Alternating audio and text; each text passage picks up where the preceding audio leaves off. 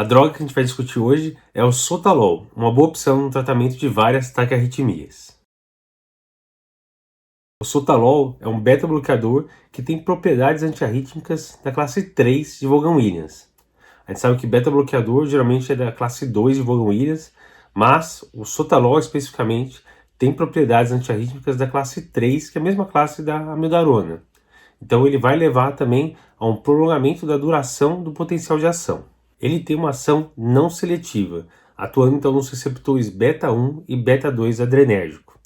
Isso vai levar a uma redução de frequência cardíaca e uma leve redução da força de contração. Então vai ter um leve efeito de inotrópico negativo. Com isso, a gente vai ter uma redução do consumo de oxigênio e uma redução do trabalho cardíaco também. Os efeitos de beta-bloqueio já começam com dose mais baixa, até 25 mg por dia, que a gente nem tem essa dosagem disponível. Mas quando a gente quer os efeitos com um antiarrítmico da classe 3, aí a gente precisaria de no mínimo 160 mg por dia de Sotalol para ter esse efeito. Então, os efeitos de beta-bloqueio, a gente vai ter um aumento de duração do ciclo sinusal, vai ter um retardo da condução do nó atrioventricular.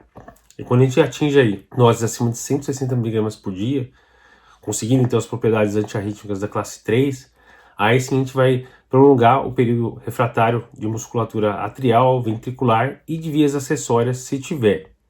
Então seria uma opção aí para paciente com via acessória, com uma taquicardia atrioventricular, quando utilizar uma dose acima de 160 mg por dia. Lembrando que quando a gente atinge essas doses mais altas, a gente sempre tem que ficar de olho no intervalo QT, assim como com a amiodarona, que também pode prolongar o intervalo QT. Mas o Sotalol aumenta bastante, principalmente com doses aí acima de 160 mg por dia. Então tem que ficar de olho sempre no intervalo QT. Em relação ao efeito na pressão arterial, quando a gente utiliza Sotalol para pacientes normotensos, geralmente não vai interferir muito na pressão arterial. Então aquele paciente que você está tratando com arritmia só, que não tem nada de hipertensão, em geral vai tolerar bem, não vai cair muita pressão. Para pacientes hipertensos, aí sim a gente pode conseguir uma redução tanto de pressão arterial sistólica como diastólica desse paciente. Após a administração por via oral, a gente atinge um pico máximo entre 2 horas e meia a 4 horas e tem um tempo de meia-vida aí de 7 a 15 horas. Se tomar Sotalol junto com comida, a tendência é reduzir em 20% a biodisponibilidade. Então a orientação aqui é tomar o Sotalol 1 a 2 horas antes das refeições. A gente tem 90% da droga eliminada por via urinária. As apresentações de Sotalol que a gente tem disponível são em comprimidos de 120 mg ou de 160 mg. A gente vai iniciar geralmente uma dosagem de 80 mg 2 vezes por dia, podendo aumentar para 240 mg por dia e depois 320 mg por dia, a cada 3 a 4 dias mais ou menos. Em casos extremos, a gente pode chegar até uma dosagem de 320 2 vezes por dia, dose bem alta, mas aí o risco de prolongamento do intervalo QT aumenta bastante, e aí tem que pesar risco-benefício para o paciente talvez com uma arritmia de difícil controle. E quando que a gente vai indicar Sotalol? Sotalol a gente pode indicar o tratamento de várias taquiarritmias, tanto supraventriculares como ventriculares. Então, entre as supraventriculares, a gente pode indicar no tratamento de pacientes com taquicardia atrial paroxística. Para fibrilação atrial, a gente tem evidência aí para controle de ritmo para pacientes com fibrilação atrial ou flutter.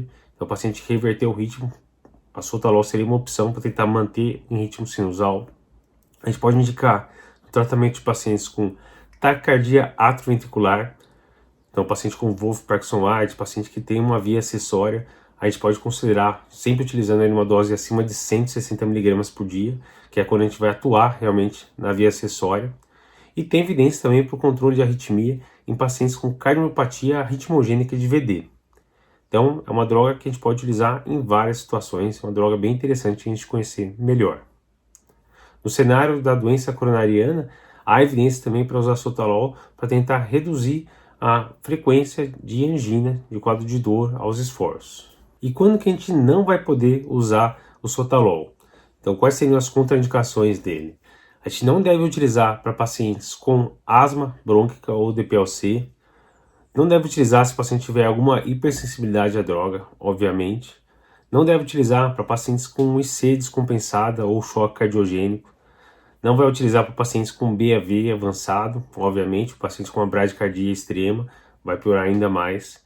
A gente deve evitar para pacientes que vão ser submetidos a alguma anestesia, algum procedimento cirúrgico que vai utilizar algum anestésico que vai deprimir muito o sistema cardíaco. Então é importante saber que está tomando sotalol. Pacientes com insuficiência renal também devem evitar utilizar, porque grande parte da eliminação da droga é por via renal. E pacientes com a síndrome do QT longo congênito, obviamente, a gente não deve utilizar, porque pode prolongar ainda mais o QT desse paciente. Em relação aos efeitos colaterais, a gente pode ter queixa de dispneia, de fadiga, em torno de 4% dos pacientes, pode ter cefaleia, pode desenvolver hipotensão em alguns casos, pode haver uma piora de bradicardia e pode haver um efeito pró-arrítmico. Então, o efeito pró-arrítmico ocorre em cerca de 3% dos pacientes e a gente tem que tomar muito cuidado. Então, tem que ficar de olho no intervalo QT desses pacientes. Em geral, antes de começar o sotalol, a gente tem que fazer um eletro prévio. Nos estudos que testaram o sotalol, não era iniciado essa droga se tivesse um QT corrigido acima de 450 milissegundos. Então, se você está pensando em dar sotalol e o eletro de base já tem um QT de 450 ou mais, a gente não deve utilizar essa droga. Começou o sotalol ou aumentou a dose, o ideal é sempre fazer um eletrocardiograma após uma semana desse ajuste de dose ou do início da dose. Então a gente tem que ficar de olho. Trocou a dose, aumentou a dose de sotalol ou iniciou a medicação, após uma semana, dê uma olhada no eletro desse paciente para ver se não houve um prolongamento importante no intervalo QT.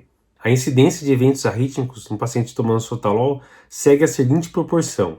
Se você está utilizando uma dose de 80 a 160 mg por dia, você teria em torno de 0,5% de risco de arritmia. Se está utilizando de 160 a 320, teria 2% de risco de arritmia. 320 a 480 já pularia para 4,5%. E quando você está utilizando de 640 ou mais por dia, o risco de arritmia é de 7%. Então, quanto maior a dose, maior é o risco. Isso não é tão alto aí quando você está utilizando uma dose mais baixa, mas sempre tem que acompanhar o QT desse paciente. Em bula, sugerem suspender ou reduzir a dose de sotalol se o QT corrigido passar de 550 milissegundos. Então, se passou de 500, na verdade, na prática, a gente já considera pelo menos reduzir a dose. Passou de 550, daí pode suspender a medicação certamente. Lembrando que tem outras condições que podem prolongar o intervalo QT. Então tem que ficar de olho em outras medicações que está utilizando e em distúrbios hidroeletrolíticos. Então, se o paciente está com hipomagnesemia ou hipocalcemia, que são duas condições que podem prolongar o intervalo QT, o ideal seria corrigir as condições antes de iniciar o sotalol. Então tem que sempre ficar de olho em distúrbios hidroeletrolíticos que podem piorar, intensificar aí o prolongamento do intervalo QT. Outra coisa que é importante ficar de olho nesses pacientes é em relação à clínice de creatinina. Como a gente falou, grande parte da eliminação da droga é por via urinária. Então a orientação de bula é, se o paciente tiver um clínice de creatinina entre 30 e 60 ml por minuto, o ideal é utilizar metade da dose programada de sotalol.